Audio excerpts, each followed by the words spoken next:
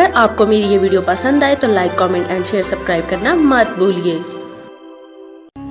السلام علیکم معزز ناظرین، جیسا کہ آپ لوگ جانتے ہیں ہم پڑھ رہے ہیں سیرت نبوی صلی اللہ علیہ وآلہ وسلم، لیکن شروع کرنے سے پہلے میری آپ سب سے گزارش ہے کہ ایک دفعہ نبی کریم صلی اللہ علیہ وآلہ وسلم پر درود شریف پڑھ دیں، اور اس کے بعد جہاں بھی نبی کریم صلی اللہ علیہ وآلہ وسلم کا نام مبارک آئے وہاں پر درود شریف ضرور پڑھیں۔ اور اگر آپ درود شریف نہیں پڑھ سکتے تو کم از کم صلی اللہ علیہ وآلہ وسلم ضرور کہیں۔ تو چلیں شروع کرتے ہیں۔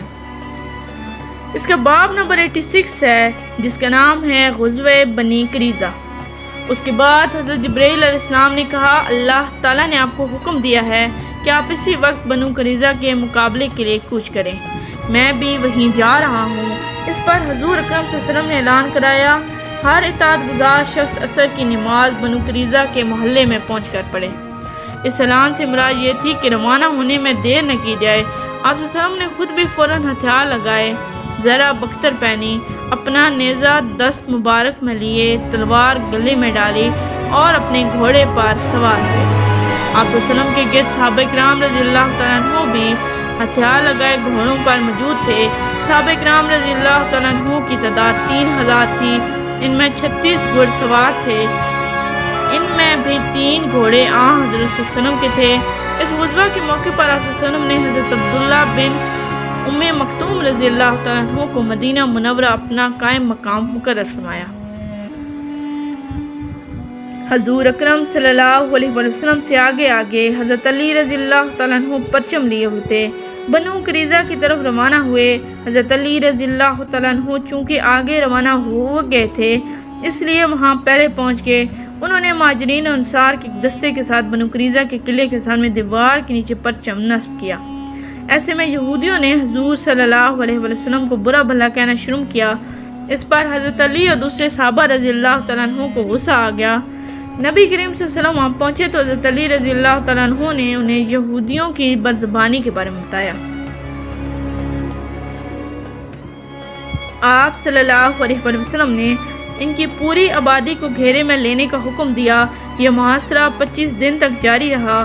یہودی اس محاصرے سے تنگ آ گئے اور آخرکار آپ صلی اللہ علیہ وآلہ وسلم کے سامنے حاضر ہو گئے۔ حضور صلی اللہ علیہ وآلہ وسلم نے انہیں باندھنے کا حکم فرمایا۔ ان کی مشقیں کس دی گئیں، ان کی تعداد 600 یا 750 تھی۔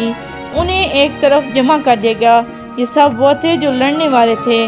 ان کے بعد یہودی عورتوں اور بچوں کو حویلیوں سے نکال کر ایک طرف جمع کیا گیا۔ ان بچوں اور عورتوں کی تعداد 1000 تھی۔ ان پر حضرت عبداللہ بن سلام رضی اللہ تعالیٰ عنہ کو نگران بنایا گیا۔ اب یہ لوگ بار بار آپ کے پاس آ کر معافی مانگنے لگے۔ اس پر آپ صلی اللہ علیہ وسلم نے فرمایا کہ تم اس بات پر رضامند ہو کہ تمہارے معاملے کا فیصلہ تمہارا ہی منتخب کیا ہوا کوئی آدمی کرے۔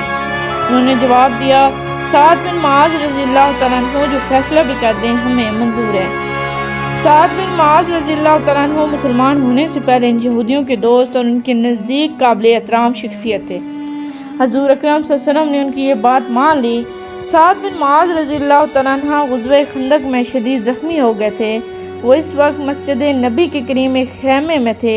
اب حضرت صلی اللہ علیہ وسلم کے حکم پر انہیں بنو قریظہ کے وادی میں لایا گیا۔ ان کی حالت بہت خراب تھی۔ آخر وہ نبی کریم صلی اللہ علیہ وسلم کے پاس پہنچ گئے، انہیں ساری بات بتائی گئی۔ اس پر حضرت سعد بن معاذ رضی اللہ تعالیٰ عنہ نے کہا، فیصلے کا حق تو اللہ تعالیٰ ہی کا ہے یا پھر اللہ کے رسول کو ہے۔ حضور اکرم صلی اللہ علیہ وسلم نے ارشاد فرمایا، اللہ ہی نے تمہیں حکم دیا ہے کہ یہود کے بارے میں فیصلہ کرو۔ اب انہوں نے اپنا فیصلہ سنایا، میں یہ فیصلہ کرتا ہوں کہ ان کے مردوں کو قتل کر دیا جائے، ان کا مال اور دولت مال غنیمت کے طور پر لے لیے جائیں اور ان کے بچوں اور عورتوں کو غلام اور لونڈیاں بنا لیے جائے۔ حضرت سعد بن معاذ رضی اللہ تعالیٰ عنہ نے یہودیوں سے اپنے سابقہ دوستی کی پرواہ نہ کرتے ہوئے اتنا سخت فیصلہ اس لیے سنایا تھا کہ ان یہودیوں کا ظلم و ستم اور ان کی فتنہ گیزی حد سے بڑھ گئی تھی۔ آخر انہیں یوں ہی زندہ چھوڑ دیا جاتا تو یقینی طور پر یہ لوگ مسلمانوں کے خلاف بدترین سازشیں کرتے رہتے۔ ان کا مزاج بچھو اور سانپ کی مانند ہو چکا تھا۔ جو کبھی ڈسنے سے باز نہیں آ سکتا تھا، اس لیے ان کا سر کچلنا ضروری تھا۔ ان کا فیصلہ سن کر آن حضرت صلی اللہ علیہ وسلم نے ارشاد فرمایا، تم نے اللہ تعالیٰ کے فیصلے کے مطابق فیصلہ سنایا ہے، اس فیصلے کی شان بہت اونچی ہے۔ آج صبح سحر کے وقت فرشتے نے آ کر مجھے اس فیصلے کی اطلاع دے دی تھی۔ اس کے بعد نبی کریم صلی اللہ علیہ وسلم نے حکم دیا کہ بنو قریظہ کی حویلیوں میں جو کچھ مال اور ہتھیار وغیرہ ہیں سب ایک جگہ جمع کر دیے جائیں۔ چنانچہ سب کچھ نکال کر ایک جگہ ڈھیر کر دیا گیا۔ اس سارے سامان میں 1500 تلواریں اور 300 زنیں تھیں، 2000 نیزے تھے، اس کے علاوہ بے شمار دولت تھی، مویشی بھی بے تحاشا تھے۔ سب چیزوں کے 5 حصے کیے گئے، ان میں سے 4 حصے سب مجاہدوں میں تقسیم کیے گئے۔ یہاں شراب کے بہت سے مٹکے بھی ملے، ان کو توڑ کر شراب کو بہا دیا گیا۔ اس کے بعد یہودی قیدیوں کو قتل کر دیا گیا۔ قتل ہونے والوں میں ان کا سردار حیہ بن اخطب بھی تھا۔ بچوں اور عورتوں کو غلام اور لونڈیاں بنا لیا گیا۔ اس واقعے کے بعد حضرت سعد بن معاذ رضی اللہ تعالیٰ عنہ غزوہ خندق میں لگنے والے زخموں کے باعث شہید ہو گئے۔ ان کے جنازے میں فرشتوں نے بھی شرکت کی۔ انہیں دفن کیا گیا تو قبر سے خوشبو آنے لگی۔ قیدی عورتوں کے بارے میں حضور اکرم صلی اللہ علیہ وسلم نے ارشاد فرمایا، جو عورتیں فروخت کی جائیں اپنے بچوں سے جدا نہ کی جائیں، یعنی جہاں ماں رہے وہیں اس کے بچے رہیں جب تک کہ بچے جوان نہ ہو جائیں۔ اگر کوئی شخص اپنی لونڈی کو فروخت کرنا چاہے تو اسے اس کے بچے سے جدا نہ کرے۔ اس کے بعد آپ صلی اللہ علیہ وسلم نے قبیلہ بنو حذیل سے ان کی ناپاک حرکت کا انتقام لینے کا ارادہ فرمایا۔ بنو حذیل نے رجیع کے مقام پر حضور اکرم صلی اللہ علیہ وسلم کے صحابہ کرام رضی اللہ تعالیٰ عنہ کو شہید کیا تھا۔ یہ لوگ خود آپ صلی اللہ علیہ وسلم کی خدمت میں حاضر ہوئے تھے اور درخواست کی تھی کہ ان کے علاقے میں اسلام کی تعلیم کے لیے کچھ حضرات کو بھیج دیں۔ چنانچہ نبی کریم صلی اللہ علیہ وسلم نے اپنے 10 صحابہ رضی اللہ تعالیٰ عنہ کو ان کے ساتھ روانہ فرمایا۔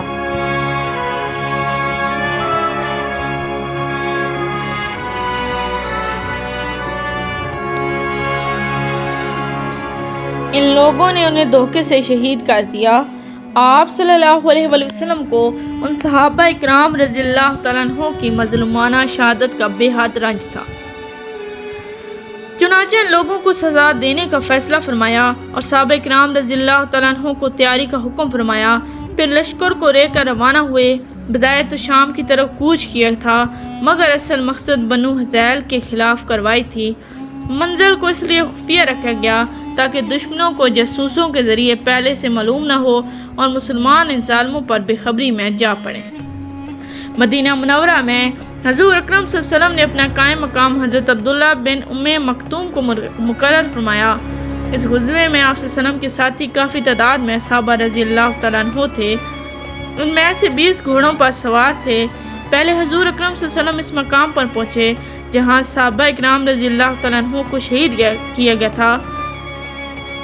آپ صلی اللہ علیہ وسلم نے وہاں ان کے لیے مغفرت اور رحمت کی دعا کی۔ ادھر کسی طرح بنو حذیل کو پتہ چل گیا کہ مسلمان ان پر حملہ کرنے کے لیے آ رہے ہیں۔ وہ ڈر کے مارے پہاڑوں پر جا چھپے۔ جب حضور اکرم صلی اللہ علیہ وسلم کو ان کے فرار کا پتہ چلا تو صحابہ کرام رضی اللہ تعالیٰ عنہ کو مختلف سمتوں میں روانہ فرمایا، لیکن ان کا کوئی آدمی نہ مل سکا۔ آخر حضور اکرم صلی اللہ علیہ وسلم واپس روانہ ہوئے۔ اس غزوہ کو غزوہ بنی لحان کہا جاتا ہے۔ راستے میں حضور اکرم صلی اللہ علیہ وسلم ابواہ کے مقام سے گزرے۔ یہاں حضور اکرم صلی اللہ علیہ وسلم کی والدہ کو دفن کیا گیا تھا۔ آپ صلی اللہ علیہ وسلم نے ادھر ادھر نظریں دوڑائی تو اپنی والدہ کی قبر نظر آ گئی۔ آپ صلی اللہ علیہ وسلم نے وضو کیا، 2 رکعت نماز ادا کی، پھر حضور اکرم صلی اللہ علیہ وسلم روئے۔ آپ صلی اللہ علیہ وسلم کو روتے دیکھ کر صحابہ کرام رضی اللہ تعالیٰ عنہ بھی رو پڑے۔ حضور اکرم صلی اللہ علیہ وسلم مدینہ پہنچے۔ ابھی چند راتیں ہی گزرے تھی کہ خبر ملی عینہ ابن حسین نے کچھ سواروں کے ساتھ مل کر حضور اکرم صلی اللہ علیہ وسلم کی چراگاہ پر چھاپا مارا۔ اس چراگاہ میں حضور اکرم صلی اللہ علیہ وسلم کے 20 اونٹ تھے۔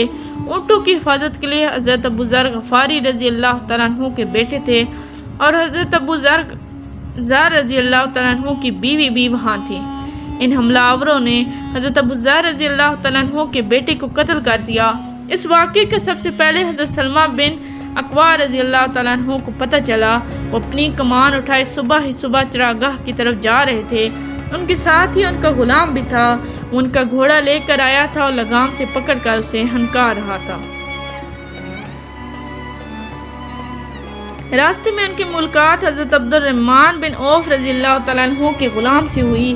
اس نے حضرت سلمہ رضی اللہ تعالیٰ عنہ کو بتایا کہ عینہ بن حسین نے کچھ سواروں کے ساتھ نبی کریم صلی اللہ علیہ وسلم کی چراگاہ پر چھاپا مارا ہے اور وہ حضور صلی اللہ علیہ وسلم کی اونٹوں کو لے گئے ہیں۔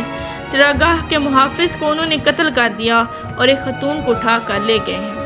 یہ سنتے ہی حضرت سلمہ رضی اللہ تعالیٰ عنہ نے اپنے غلاموں سے کہا، اس گھوڑے پر بیٹھ کر روانہ ہو جاؤ اور نبی کریم صلی اللہ علیہ وسلم کو خبر دو۔ غلام تو اسی وقت روانہ ہو گئی۔ ساتھ ہی سلمہ رضی اللہ تعالیٰ عنہ ایک ٹیلے پر چڑھ کر پکارے، لوگوں دوڑو، کچھ لوگ نبی کریم صلی اللہ علیہ وسلم کی اونٹ لے آ رہے ہیں۔ یہ اعلان 3 بار دہرا کر وہ اکیلے ہی لٹیروں کی طرف دوڑ پڑے۔ اب تک کے لیے اتنا ہی، ملتے ہیں اگلے باب میں، تب تک کے لیے اللہ حافظ۔ Please like, subscribe and share our channel and press the bell icon for more videos.